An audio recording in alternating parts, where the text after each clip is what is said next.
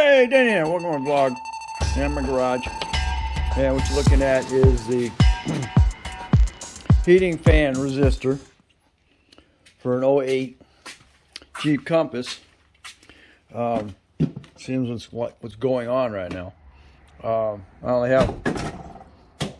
had one speed again. So that's what I'm doing right now, is change this one out. This one's really simple.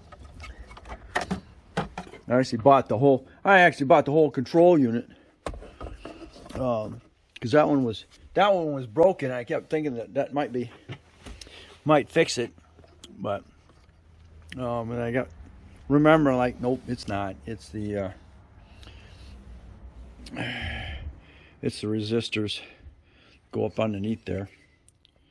Get some lights on. Hey, oh, right on. That's cool.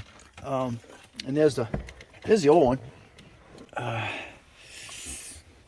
It gets all corroded in there, and then it separates, and then it's not going to function.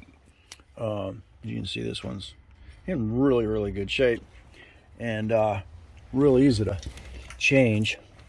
There's your plug. It's in good shape.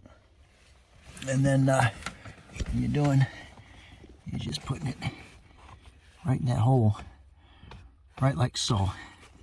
Got two little, right like so. There's your hole right there. There's just two little screws to put that in there.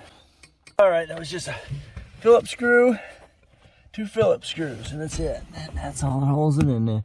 And then put your plugs on there, and that's it. Let's see if it functions like it's supposed to. I got it.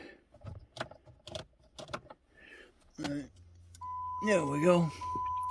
All right, let's see if we got a fan. Oh, I hear it.